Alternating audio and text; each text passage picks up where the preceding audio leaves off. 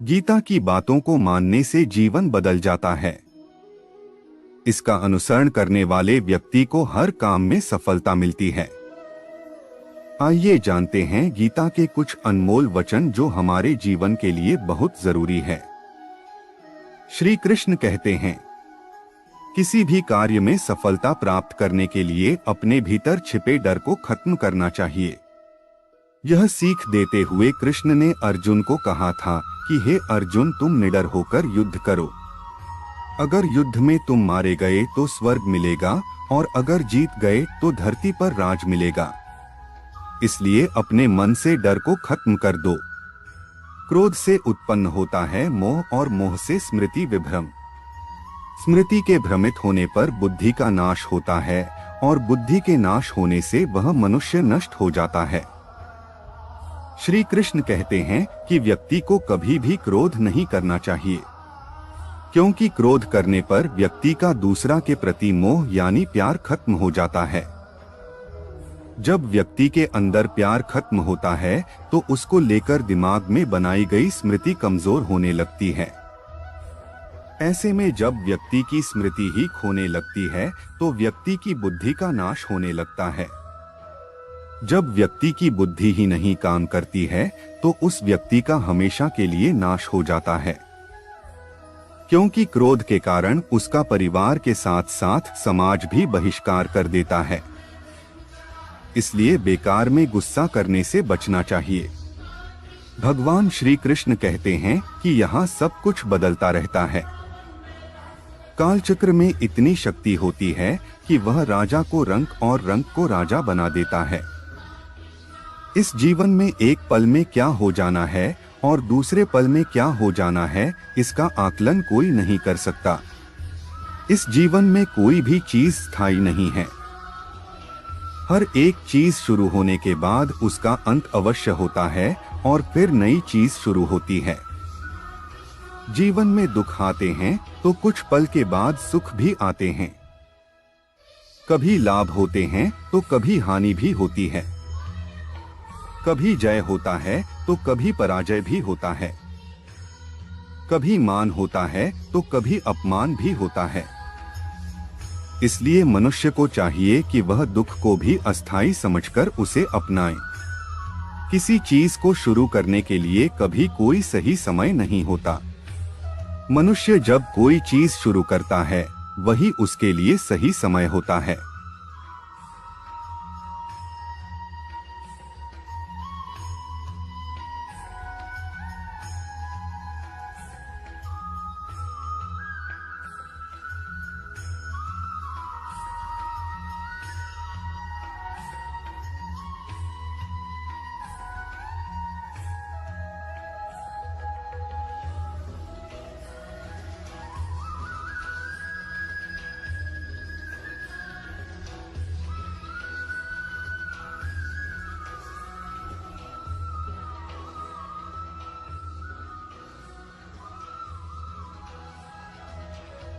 जो मनुष्य सही समय के इंतजार में रहता है उसके लिए सही समय कभी नहीं आता और वह कभी भी अपने काम को शुरू नहीं कर पाता।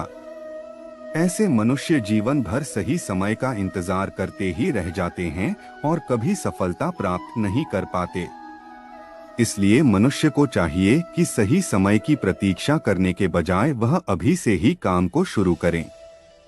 श्री कृष्ण कहते हैं कि बीते कल और आने वाले कल की चिंता करना व्यर्थ है, क्योंकि ना बीते हुए कल को बदला जा सकता है और ना आने वाले कल को देखा जा सकता है। मानव को वर्तमान का आनंद लेना चाहिए। भूतकाल में बीते घटनाओं को सोचकर एवं आने वाले कल की चिंता करके मनुष्य वर्तमान के सभी पलों को व्यर्थ गुजार देता है। जो हो गया सो हो गया और जो होगा उसे टाला नहीं जा सकता। इस सत्य को अपनाकर मनुष्य को वर्तमान के हर एक पल का आनंद उठाना चाहिए। श्री कृष्ण कहते हैं, जो मेरी शरण में आता है उसका कभी विनाश नहीं होता। जिंदगी में कभी उदास मत होना, कभी नाराज नहीं होना।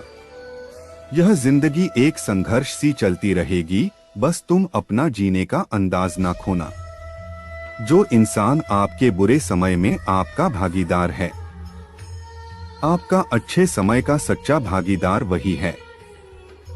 हम अपने आप को भगवान के समक्ष अर्पित कर दें, यही सबसे उत्तम सहारा है और भय, चिंता और शोक से मुक्ति पाने का एक सर्वश्रेष्ठ मार्ग भी है। यदि आप चाहते हैं सभी आपसे प्रेम करें, तो प्रेम की शुरुआत पहले आपको करनी होगी, क्योंकि प्रकृति का नियम है, जो बोया है वो ही निकलेगा। मन की गतिविधियों, होश, विश्वास और भावनाओं के माध्यम से भगवान की शक्ति सदा तुम्हारे साथ है और लगातार तुम्हें बस एक साधन की तरह प्रयोग करके सभी कार्य कर रही है। उससे मत डरो जो वास्तविक नहीं है, ना कभी था ना कभी होगा। जो वास्तविक है वो हमेशा था और उसे कभी नष्ट नहीं किया जा सकता।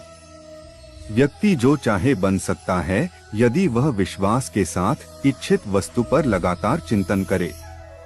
श्री कृष्ण कहते हैं, हर व्यक्ति दुनिया को अपने अपने नजरिए से देखता है, जिसकी जैसी नजर यह दुनिया उसके लिए उसी तरह है। दुनिया को बदलने से पहले खुद के नजरिया को बदलना जरूरी होता है। जिस दिन आपका नजरिया अच्छा हो जाएगा, यह दुनिया भी आपको बहुत अच्छी लगेगी। नजरिया हमारे व्यक्तित्व का बहुत अहम हिस्सा होता है। यही हमारे जीवन यात्रा की दिशा तय करता है। नजरिया सकारात्मक और नकारात्मक दोनों हो सकता है। नकारात्मक नजरिया होने से व्यक्ति केवल निराशा और दुख पाता है, लेकिन सकारात्मक नजर से व्यक्ति को यह जीवन बहुत ही सरल और सहज लगने लगता है। मनुष्य का शरीर विनाशी है, उसका कोई अस्तित्व नहीं, लेकिन मनुष्य का आत्मा अविनाशी है। आत्मा कभी नहीं मरती, यह सदा अमर रहती है। आत्मा को ना कोई शस्त्र मार सकता है, ना कोई अस्त्र मार सकता है। मनुष्य का शरीर मृत्यु के बाद 5 तत्वों में विलीन हो जाता है, लेकिन आत्मा दोबारा नए शरीर में जन्म लेती है।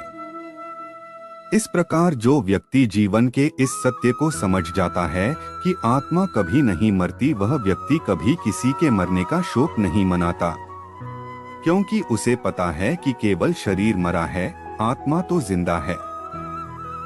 शरीर का नाश होने के बाद आत्मा दोबारा किसी अन्य शरीर का रूप लेगी। आज संसार के मानव विभिन्न धर्मों में बंट चुका है और वे धर्म, संप्रदाय और भगवान के नाम पर लड़ते झगड़ते हैं, लेकिन उन्हें नहीं पता कि संसार में ईश्वर के कई रूप हैं और इसमें कोई भी छोटा या बड़ा नहीं है। परमात्मा का हर एक रूप समान है। जिस तरीके से हर एक नदी अंत में सागर में जाकर मिलती है, उसी तरह हर एक धर्म मत की धाराएं परमात्मा रूपी सागर में जमा होती हैं। इस संसार के निर्माता एक ही परमपिता है, इसलिए हर एक इंसान को धर्म जात से परे एक ईश्वर की आराधना करते हुए मिलजुल कर रहना चाहिए। जो व्यक्ति कर्म और ज्ञान को अलग अलग समझता है, वह अज्ञानी है। ज्ञानी व्यक्ति के लिए कर्म और ज्ञान दोनों ही एक ही है, क्योंकि बिना कर्म के ज्ञान का कोई अर्थ नहीं।